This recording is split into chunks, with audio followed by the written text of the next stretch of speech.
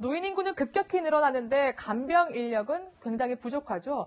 이를 해결하기 위해서 로봇이 큰 주목을 받고 있다고 합니다. 채널A 기획취재단이 덴마크와 영국, 일본 등 다양한 나라에서 노인 돌봄 로봇들을 취재했습니다. 박선희 기자와 함께 짚어보겠습니다. 안녕하세요.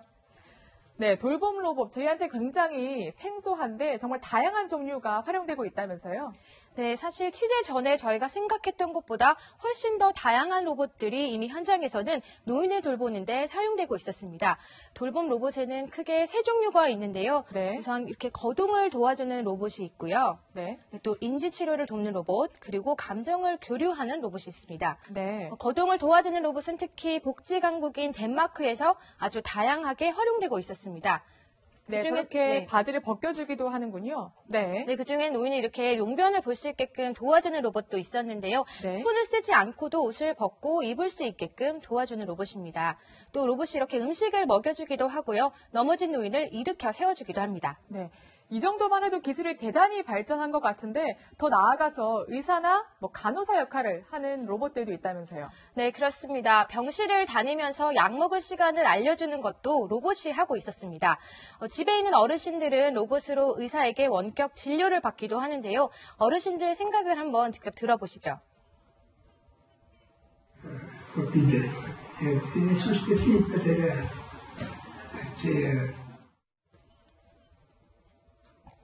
네, 또한 영국에는 초기 치매 환자들을 돌보는 로봇도 있었는데요. 기억력 강화하는 질문을 자꾸 던집니다. 옆에서 인지치료를 도와주는 겁니다. 네, 치매 치료까지 도와준다니 굉장히 신기한데 그런데 노인분의 얘기를 들어보면 몸이 아픈 것도 굉장히 서럽지만 외로움이 가장 견디기 힘들다고 하거든요. 그런데 감정을 보듬어주는 그런 로봇도 있다면서요. 네, 그렇습니다. 노인들의 심리 치료를 위한 애완 로봇들이 아주 인기가 많습니다. 특히 초고령화 사회에 이미 도달한 일본에서 적극적으로 활용하고 있는데요. 물개 모양 로봇도 있고 강아지 모양 로봇도 있습니다. 아, 저게 지금 그냥 인형이 아니라 로봇이라는 거죠? 네, 그렇습니다. 실제로 이제 노인분들이 이렇게 만지면 반응을 하기 때문에 어르신들이 정말로 귀여워하는 모습을 보실 수 있는데요. 요양원 관계자 말을 직접 들어보시겠습니다. 子供に接するかのようにですね、いい子ちゃん悪い子ちゃんって言いながらニコニコしながら遊んでいただけるということになっています。それまでの不穏な気持ちとか、それが寂しいという気持ちもなくなる。 네, 노인들 말에 하나하나 반응한다는 게 굉장히 신기한데 근데 저 같으면 사실 로봇보다는 사람의 손길 혹은 체온이 느껴지는 반려견이나 반려묘가 더 좋지 않을까 이런 생각이 들거든요. 네, 저희도 원래 그렇게 예상을 했었었는데요. 오히려 로봇의 장점이 많아서 간병인보다 로봇이 낫다는 노인분들이 훨씬 많았습니다. 보시면 예를 들어서 실제로 로봇들은 실제 애완동물과 달리 알레르기나 돌발 행동의 우려가 없고요. 그렇죠? 또 감정 기복이 없이 한결같아서 노인분들이 같은 말을 반복해도 동일하게 대응할 수 있습니다. 네. 또 사생활 노출 우려에서도 자유롭다는 게 로봇의 장점이라고 할 수 있습니다.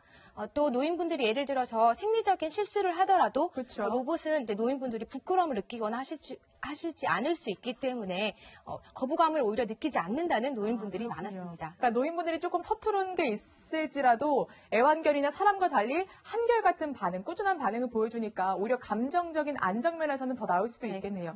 근데 저는 우리나라 어르신들도 이런 로봇들로 좀 교육도 받고 간병도 받는다면 좋을 것 같은데 우리나라에는 없죠?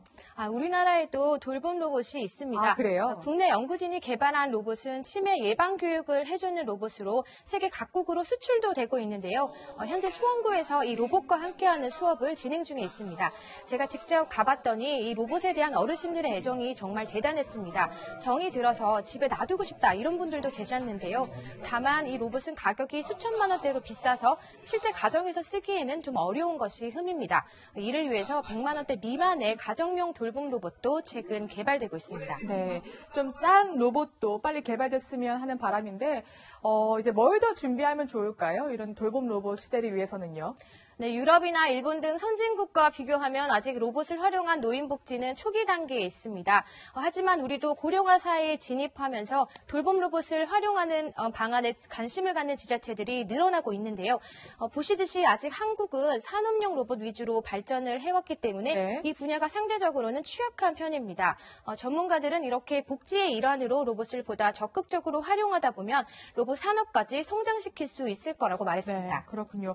고령화 사회 사회의 여러 문제를 해결해 주기도 하고 또 로봇 산업까지 키울 수 있다니 보다 적극적인 육성 전략이 필요한 것 같습니다. 지금까지 산업부 박선희 기자였습니다. 감사합니다.